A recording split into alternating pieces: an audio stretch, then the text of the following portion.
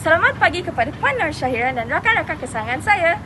Tajuk kita pada hari ini ialah Penghayatan Adat Resam dan Budaya di Malaysia. Jom! Adat dan budaya. Ramai rakyat sedia maklum dengan kelestarian adat dan budaya Indonesia, dan saya akan menghighlightkan beberapa budaya yang sangatlah unik bagi saya yang diamalkan oleh rakyat Malaysia.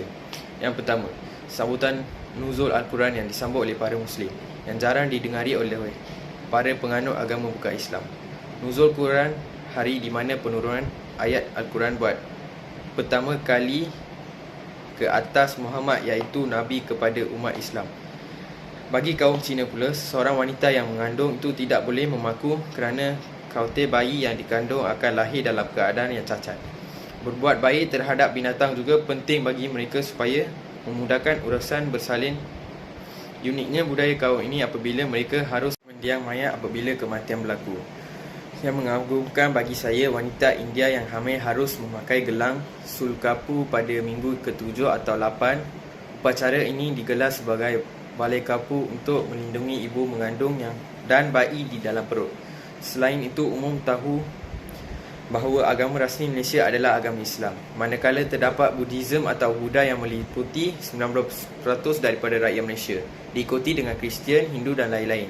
Dahulu penduduk tanah Melayu mengamalkan kepercayaan animisme, diikuti dengan Hindu dan Islam tersebar luas setelah kedatangan pedagang Arab dari Melaka. Baiklah, saya akan mengulas tentang sistem pendidikan Malaysia yang disediakan oleh KPM. Bermula dari pendidikan rendah, darjah 1 hingga 6, yang mana peperiksaan umum di peringkat ini telah dimasukkan. UPSR digantikan dengan PKSK pada tahun ini.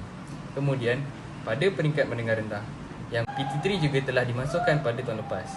Dan pada menengah atas pula, di mana pelajar dikehendaki menduduki SPM dan seterusnya pelajar bebas menyambung pengajian atas kehendak dan mengikut minat masing-masing ke peringkat pengajian yang lebih tinggi. Kemudian, kita beralih kepada sistem politik di Malaysia.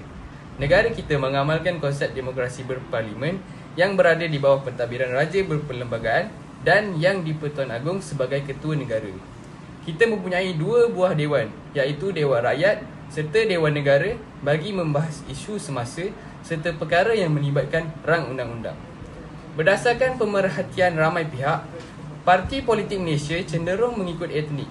Contohnya, kita boleh perhatikan kaum majoriti di dalam parti UMNO, PAS, DAP serta PKR. Secara konklusinya, parti di Malaysia ditubuhkan mengikut kaum. Saya hendak membentangkan tentang sistem ekonomi di Malaysia. Malaysia mempunyai pelbagai kaum, iaitu kaum Melayu, kaum Cina, kaum India dan lain-lain. Bumi Putera mengandungi peratus yang lebih tinggi daripada peratus kaum-kaum lain. Saya ingin memperkenalkan kaum mengikut kegiatan ekonomi. Bagi kaum Melayu pula, petani dan nelayan. Bagi kaum Cina pula, pelembung dan peniaga. Bagi kaum India pula, peladang, terutamanya peladang getah.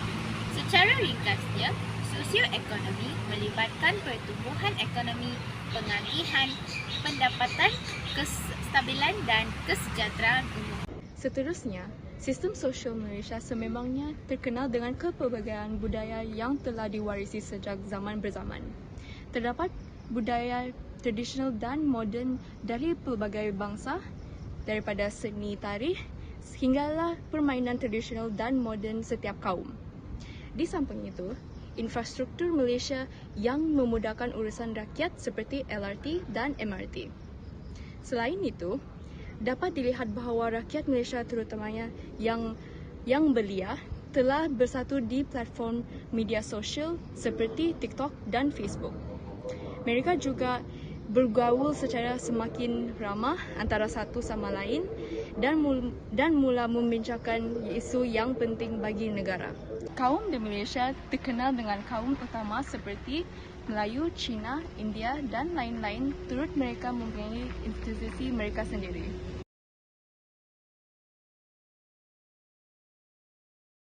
Sejarah ringkas penempatan kaum di Malaysia untuk pengetahuan semua, pada mulanya tanah Melayu dialami oleh orang Melayu asli yang kegiatan utama mereka ialah perikanan kerana mereka tinggal di pulau-pulau dan pesisiran laut. Sebelum kedatangan British, jumlah kaum Cina di tanah Melayu hanyalah sedikit. Namun setelah British menduduki Pulau Pinang dan Sultan Kedah pada tahun 1786, Singapura diserbu oleh sejumlah besar orang Cina ketika Straits Settlements didirikan pada tahun 1819 oleh Kesultanan Johor. Pada tahun 1826, ada sejumlah peristiwa penting yang terjadi. Ini termasuk kematian Charles Dickens, pendirian Jambatan Brooklyn dan pembukaan terusan Swiss. Sebahagian besar orang Tionghoa yang tinggal di Provinsi Guangdong dan Tukung berasal dari komunitas bertambang awal daerah tersebut. Pada hari-hari awal, Wang didasarkan pada area penambangan ini. Dengan perkembangannya, aktiviti gelempur kecepatan migrasi semakin cepat. Rata-rata daripada kaum India hari ini asalnya merupakan perdagangan dan duta dari negara India. Sebilangan kecil, mereka berkahwin dan berasimilasi dengan rakyat tempatan sehingga terbentuknya sesebuah penempatan seperti kampung keling di Melaka. Kewujudan mereka mula samar-samar pada abad ke-15 apabila kuasa kolonial mula menjajah tanah Melayu hinggalah kedatangan British ke tanah Melayu pada 1786. Kemudian Francis Light membawa mereka untuk mempertahankan pulau. Masyarakat Sabah sangat berkaya dengan pelbagai etik seperti dusun, bajau dan lain-lain. Kini rata-rata mereka mengikut etika ajaran Islam.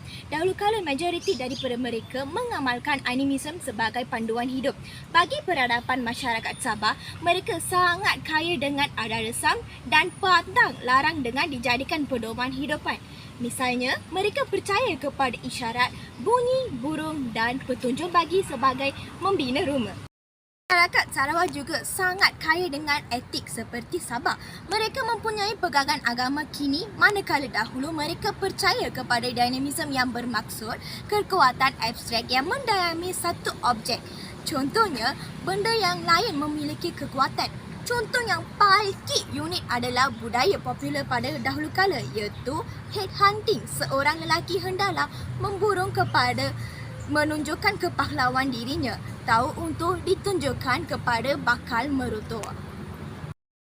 Idea yang paling mengagumkan tentang masyarakat Sarawak ialah konsep putui bahasa Gajami yang bermaksud tidak ada perkara yang tidak boleh diatasi dengan wujud perpaduannya. Melayu. Majoriti penduduk di Malaysia adalah beragama Islam. Konsep kepercayaan agama Islam adalah percaya kepada Tuhan yang satu. Sumber asas utama agama Islam ialah Al-Quran, manakala asas ajaran utama Islam ialah rukun Islam dan rukun iman. Masyarakat Cina percaya kepada konsep Taoism yang mengajar mereka tentang prinsip keharmonian serta ketenangan emosi. Konsep ini daripada Confucius ataupun dikenali sebagai Confucius. Konsep ini menyampaikan ajaran yang mulia dan falsafah moral dan sosial serta garis panduan tingkah laku. Etika dan peradaban berdasarkan kepercayaan dan agama. Bagi kaum India, rata-ratanya beragama Hindu. Ajaran Hindu menekankan bahawa kita hendaklah sentiasa menyesuaikan diri dengan napa-napa keadaan. Manusia juga perlu menggembirakan nenek moyang mereka dan mengutamakan Tuhan mereka dalam setiap aspek. Apa yang dipelajari oleh budaya kaum India ialah hampir satu dunia kini melakukan kebaikan terhadap semua makhluk Tuhan kerana percaya kepada konsep karma yang diajar oleh budaya India. Ini supaya hidup kita berjalan lancar dan bahagia. Hindu berpegang kepada kitab Veda untuk dijadikan panduan hidup.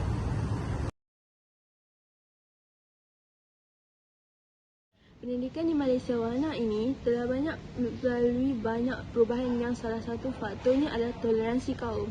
Seandainya toleransi kaum itu kukuh dalam sebuah negara, sudah pastilah dapat meningkatkan perkongsian ilmu pengetahuan khususnya tentang sosio budaya. Perkongsian ilmu memberi banyak manfaat dalam memupuk perpaduan. Dengan ini, suasana yang aman wujud kerana kita telah memahami nilai-nilai tentang kaum ini. Toleransi kaum telah mewujudkan peluang pendidikan yang sama antara kaum.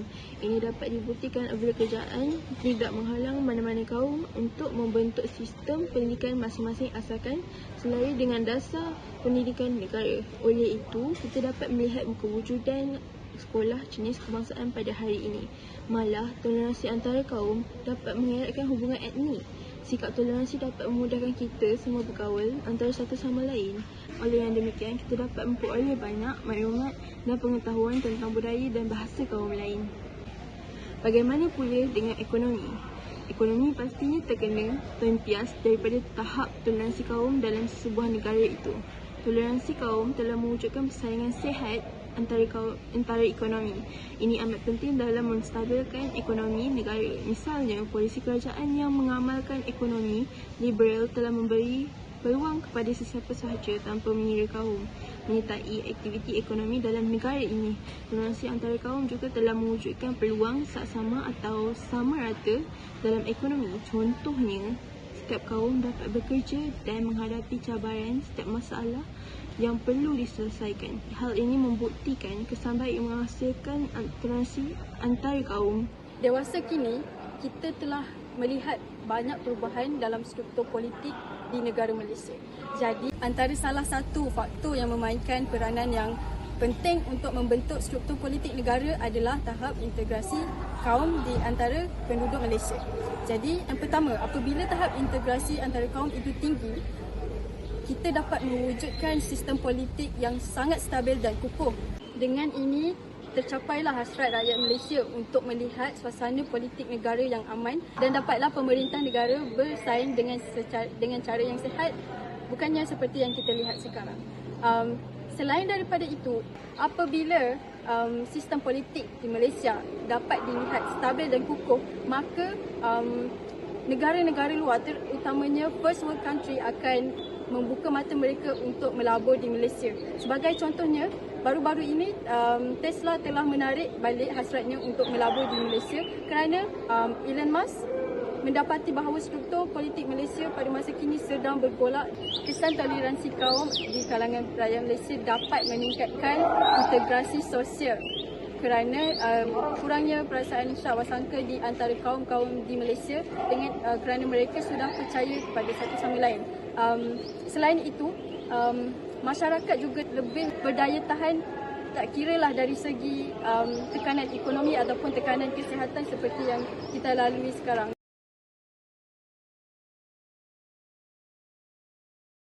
Apakah kelayakan yang diperlukan oleh sebuah wilayah untuk digelar negara? Sebuah wilayah itu perlu mempunyai satu masyarakat yang mendiami kawasan itu secara tetap. Sebuah negara mempunyai tiga unsur, iaitu penduduk tetap, penduduk tetap dan pemerintah yang adil. Selain itu, tradisi kekeluargaan juga amatlah penting untuk dikekalkan bagi menerima, menghormati dan mengamalkan sesuatu kebiasaan adat dan kepercayaan yang diwarisi secara turun-menurun keluarga. Nilai yang paling penting adalah bertanggungjawab untuk melangsungkan hubungan kekeluargaan. Nilai kekeluargaan memainkan peranan penting untuk mengeratkan semangat kegiatan. Antaranya adalah kasih sayang, iaitu perasaan yang mendalam dan berkelaan terhadap keluarga. Hormat juga nilai yang besar dalam kekeluargaan. Kita hendaklah sentiasa hormat dan taat kepada anggota keluarga. Nilai ini memuliakan setiap anggota keluarga dan berinteraksi dan memberi layanan secara bersopan untuk mewujudkan kekeluargaan yang harmoni. Akhir sekalinya, peradaban pribumi alam Melayu mendidik anak bangsanya supaya bertutur dalam bahasa Melayu dengan sopan dan lemah lembut. Selain itu, imperialisme budaya telah berlaku di kawasan strategi antara Barat dan Timur. Kedatangan orang Cina dan India dari Malaysia hasil usaha pihak penjajah membawa masuk pekerja asing bagi keperluan ekonomi. Adat resam dan tabit memakai bangsa masih dikekalkan. Segelintir bangsa India dan Cina memeluk Islam dan peradaban Barat dan globalisasi juga memberi kesan terhadap budaya rakyat Malaysia hari ini.